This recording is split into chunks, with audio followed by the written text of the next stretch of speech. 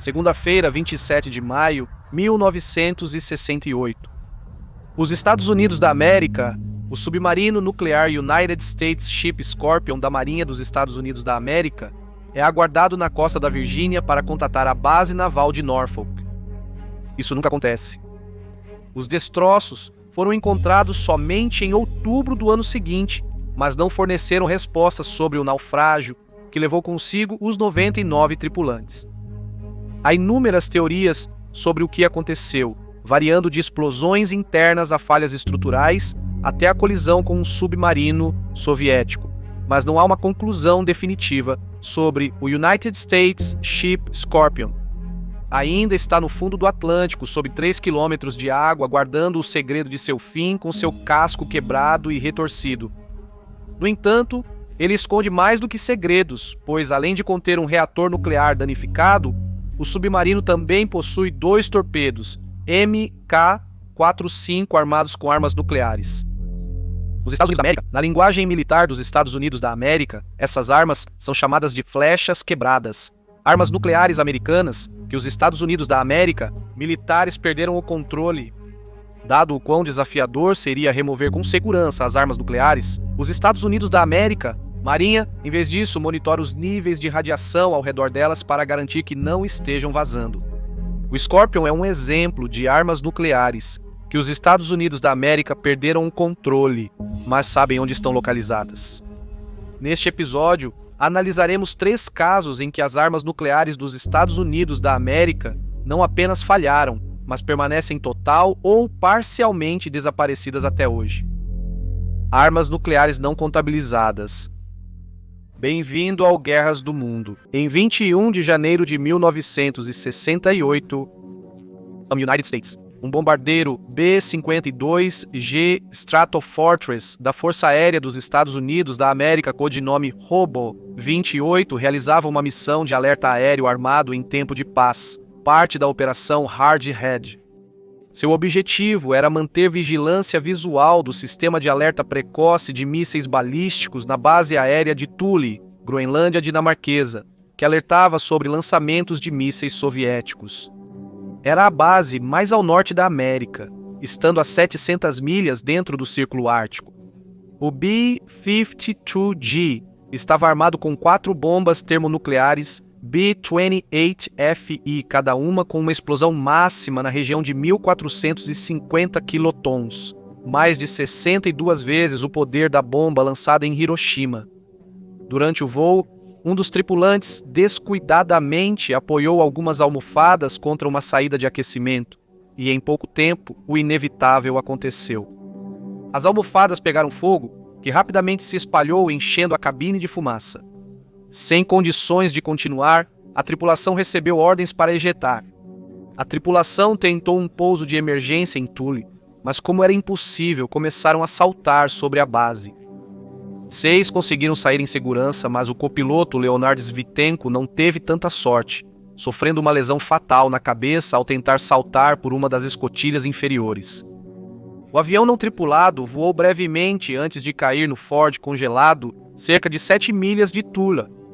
A violência da queda e o subsequente incêndio foram suficientes para abrir os compartimentos que envolviam as armas nucleares, liberando radiação na área ao redor. Felizmente, os dispositivos de segurança das armas impediram uma detonação nuclear. Contudo, o incidente estremeceu as relações Estados Unidos da América-Dinamarca, pois ambos os governos admitiram que bombardeiros americanos com armas nucleares sobrevoavam o espaço aéreo dinamarquês, contrariando a política de não proliferação nuclear do país, adotada em 1957. Pressionados pela Dinamarca, os Estados Unidos da América fizeram uma grande operação de limpeza antes que o Ford derretesse. A Operação Crested Ice de limpeza foi extremamente difícil para os infelizes Estados Unidos da América, para os aviadores designados para ela, já que o clima era brutalmente severo, com ventos de 80 milhas por hora e temperaturas de menos 70 graus Fahrenheit, tudo sendo registrado enquanto eles caminhavam em linhas de até 50 em fila, procurando por pedaços da aeronave e sua carga radioativa. Quase todas as peças do avião foram contabilizadas, exceto, de forma um tanto preocupante, um cilindro de estágio secundário de urânio e lítio, que em termos leigos são os componentes de combustível nuclear de uma das bombas. Incapazes de localizá-los na superfície, presumiu-se que eles afundaram no riacho e foram organizadas buscas subaquáticas, incluindo o uso de um mini submarino, mas nunca foi recuperado e permanece desaparecido até hoje. Felizmente, não é possível que esta unidade detone por conta própria sem que o resto da arma a instigue primeiro, então não há chance de uma explosão nuclear espontânea ocorrer no riacho no futuro. Contudo, as consequências políticas do incidente indicaram o término das patrulhas contínuas de bombardeiros nucleares americanos. O apetite político por tais patrulhas já havia sido enfraquecido por outro acidente com um B-52 2 anos antes, no qual 3 bombas B-20 e 8 FI foram lançadas na Espanha, e uma no mar Mediterrâneo, embora, felizmente, todas essas armas tenham sido recuperadas.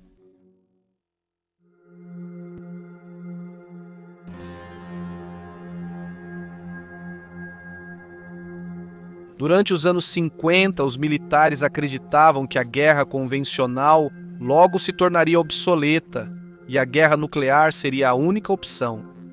Para a Marinha dos Estados Unidos da América, essa mentalidade ameaçava seus planos para superporta-aviões grandes e caros, a menos que convencessem o Congresso de sua utilidade em uma guerra nuclear. No final dos anos 1950, quase todas as aeronaves de ataque sendo desenvolvidas para a Marinha necessitavam de pelo menos uma capacidade limitada de ataque nuclear. Uma dessas aeronaves que estava chegando aos convés americanos naquela época era o Douglas A-4 Skyhawk, de aparência bastante discreta e até esportiva. Conhecida carinhosamente como Scooter pelos seus pilotos, a aeronave possuía um trem de pouso bastante esguio, e isso era destinado a fornecer à aeronave espaço suficiente para carregar as armas nucleares da época, como a bomba B-43. A B-43 tinha uma ogiva de rendimento variável, que poderia ser adaptada para uso contra alvos de diferentes tamanhos, o menor sendo de 70 quilotons, ou cerca de 3 vezes o poder da bomba lançada em Hiroshima, enquanto seu rendimento máximo era de um único megaton. Uma bomba de 1 megaton é grande o suficiente para dizimar uma cidade do tamanho de Londres. Por volta das 1400 horas de domingo, 5 de dezembro de 1965, a bordo do porta-aviões United States Ship Ticonderoga, enquanto navegava ao sul do Japão e a leste de Taiwan, o tenente júnior Douglas Webster caminhou pelo convés do hangar até seu A-4 Skyhawk à espera. Sentado sob a fuselagem da aeronave estava uma única arma B-43 com o emblema IS-1, significando que a arma estava configurada para seu rendimento máximo. O porta-aviões realizava treinamento com armas reais para que pilotos e equipes de convés pudessem manusear ogivas nucleares verdadeiras.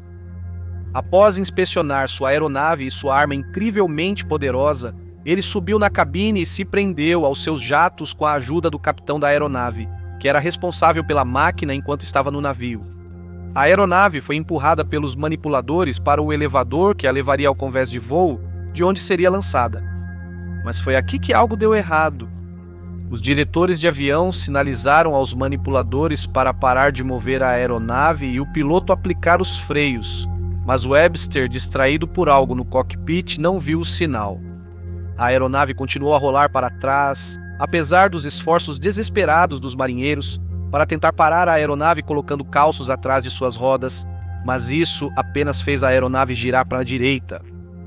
Em seguida, rolou pelo elevador e começou a cair pela lateral do navio, quebrando a rede de aço ao redor, o que fez com que virasse e caísse de cabeça para baixo no oceano. As equipes de convés impotentes só podiam assistir horrorizadas enquanto Webster tentava escapar de sua aeronave que afundava e o porta-aviões continuava navegando para longe. O Skyhawk afundou de cabeça para baixo, com seu fino trem de pouso sobressaindo para cima como as pernas de um inseto morto, levando o tenente Webster e a bomba destruidora de cidades consigo para o fundo do oceano. Um helicóptero de resgate e 2 dos escoltas do Ticonderoga procuraram freneticamente por qualquer sinal de Webster ou da bomba, mas não encontraram nada, e até hoje a localização do B-43 permanece um mistério. A aeronave e sua arma destruidora de cidades afundaram em quase 16 mil pés de água, tornando a recuperação praticamente impossível. O governo dos Estados Unidos não reconheceu formalmente o incidente até 1989, e dado que aconteceu cerca de 50 milhas de Okinawa, a revelação e o fato de ter sido mantido em segredo dos japoneses por tanto tempo provocaram protestos antinucleares furiosos no Japão e um incidente diplomático entre Tóquio e Washington.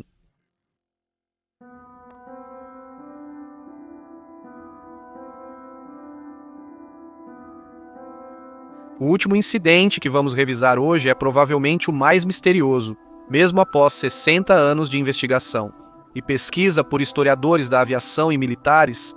Em 10 de março de 1956, um bombardeiro Boeing B-40 e 7 Stratojet, chamado Ink Spot 59, decolou da base aérea de MacDill, na Flórida, com destino a uma base aérea no Marrocos, juntamente com outras 3 aeronaves. A aeronave transportava 2 cápsulas M104 conhecidas pelas tripulações como gaiolas de pássaros, contendo os poços de plutônio de armas nucleares. Como as armas não estavam totalmente montadas, a aeronave estava tecnicamente desarmada durante o voo. Incorporated Spot 59 levava uma tripulação típica de 3 homens para o voo. Estava sob o comando do 31 anos, e sua tripulação incluía o segundo tenente-piloto Ronald 50, Kurtz e o observador capitão Gordon M. Inslee. O voo fazia parte do procedimento padrão para o B-47, que envolvia a aeronave se deslocando para bases aliadas ao redor das fronteiras da União Soviética e seus aliados do Pacto de Varsóvia, contendo os comunistas do seu lado da cortina de ferro. Ao contrário do gigantesco Convair B-38 Peacemaker ou do novo Boeing B-50 e 2 Stratofortress, o B-47 não tinha alcance intercontinental, e por isso as 4 aeronaves tinham que contar com tanques para reabastecê-las durante a travessia transatlântica, que vinham na forma de Boeing KC-97 movidos a hélice. Porém, sendo uma aeronave mais antiga que o B-47, os bombardeiros precisavam descer a níveis mais baixos que o tanque voava e reduzir muito a velocidade para se conectar com segurança à lança de reabastecimento na traseira do KC-97. O voo dos B-47 teve 2 reabastecimentos aéreos programados durante a travessia, com o primeiro ocorrendo perto dos Açores, sem incidentes. Ao completar a tarefa, os B-47 então retornaram à sua altitude de cruzeiro de 35 mil pés, enquanto se dirigiam para a boca do Mediterrâneo e seu próximo reabastecimento programado, que deveria ocorrer a oeste do Marrocos. De acordo com o depoimento da tripulação do tanque e outras aeronaves em formação, eles mantiveram contato visual e por rádio com o Ink Spot 59 enquanto começavam a descer para 14 mil pés para encontrar o tanque, apesar das nuvens espessas em sua vizinhança. Somente ao se prepararem para reabastecer, notaram que o Ink Spot 59 havia sumido e não atendia aos chamados de rádio. Assim, presumiu-se que a aeronave havia caído durante sua descida para encontrar o tanque por razões desconhecidas. Registros da aeronave envolvida concluíram que o Ink Spot 59 desapareceu a cerca de 5 graus de longitude oeste na entrada do Estreito de Gibraltar.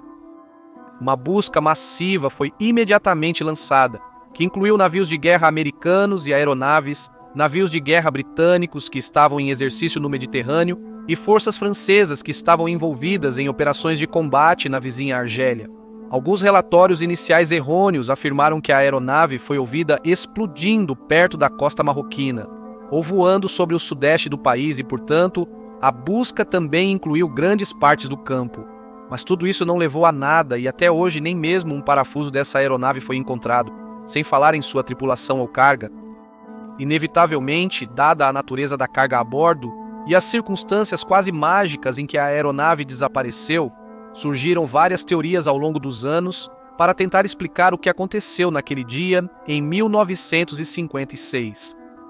Uma teoria sugere que os pilotos reduziram a velocidade muito rápido para localizar o tanque, causando a estolagem e queda do bombardeiro no oceano. Mas isso não explica por que nunca foram encontrados destroços.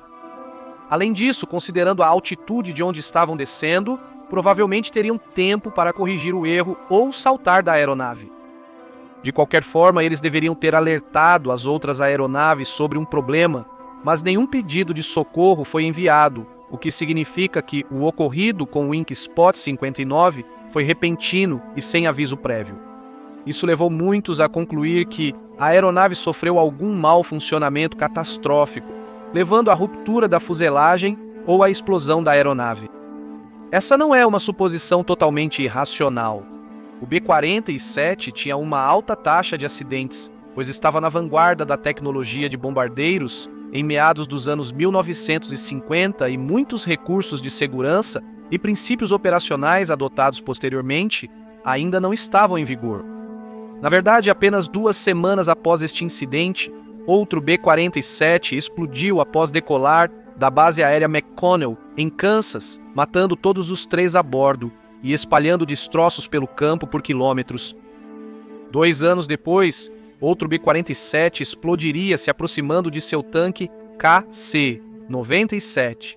Nenhuma das outras equipes envolvidas no incidente observou uma explosão.